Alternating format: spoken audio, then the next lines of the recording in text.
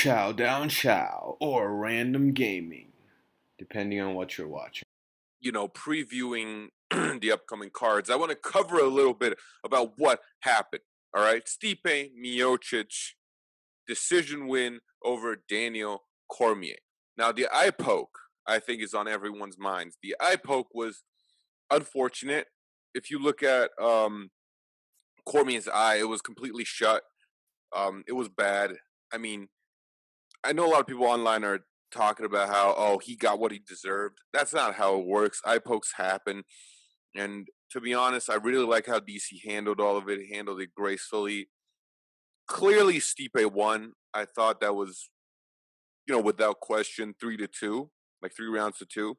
I think that's without question. Stipe really showed his grit with double underhooks and the way he adjusts on the fly to keep Daniel on the fence because he's so much taller than him with his head movement, with his head placement. He's able to keep him on the fence. So he adjusted on the fly. He's, again, tough as nails. He got hit with some bombs and didn't go down. So, really good for him. Good win for Stipe. I think he cemented his place as the greatest heavyweight in UFC history. Of course, in terms of accomplishments, he is already the greatest. So that's without a question. Now he's the greatest heavyweight champion in UFC history. And for DC, it was a great fight, a valiant effort.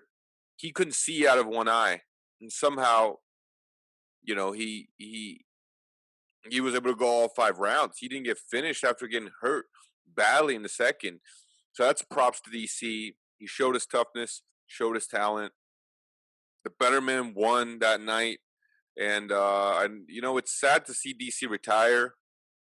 But, yeah, at some point, a fighter's got to know when to call it quits. And for DC, the time is now. So sad to see him go. We will surely miss you. But great fight, great heavyweight trilogy. And now we know for sure who the best heavyweight fighter is. So congrats to Stipe. It was a masterful performance of adjustment, of gritty and toughness, of having an amazing chin because he got hit with some bombs. And, he toughed it out. He toughed that decision. Junior Dos Santos, Jairzinho Rosenstrike caught him. I knew that would happen. Sean O'Malley, Marlon Vera. Sean O'Malley twisted his people are saying Marlon Vera hit him with the low calf kicks, and that's where it re-aggravated Sean O'Malley's injury. Sean O'Malley, at some point we got to say the best ability is availability. And at this point, he's had so many injuries, such long layoffs. Will he ever live up to the hype? I honestly don't think so. I think next time he comes back, people are going to target the legs. It's going to be another injury. Like, he could be a top 15 player for a while. But I see him as kind of a Santiago Ponzinibbio, someone who's a great fighter, can beat anyone in the top 15 any given day, but just couldn't get rid of the injuries. Will he ever be a champion? I honestly don't think so. So I think, I don't know. I've been really high on the Sugar Show. I thought he was going to knock out Marlon Vera, but we're all wrong sometimes in life. So I'm hopping off the Sugar Show. If he gets back, if he, gets all the hype behind him, I'd love to see that. But for now, I'm off. Sugar Show's off. Sugar has turned into salt. It's the Salt Show now. It's done. I think the Sugar Show is done. And I think the way he handled it is also kind of salty. But of course, he's a very confident person. So he's going to come out and say, I thought I should have won.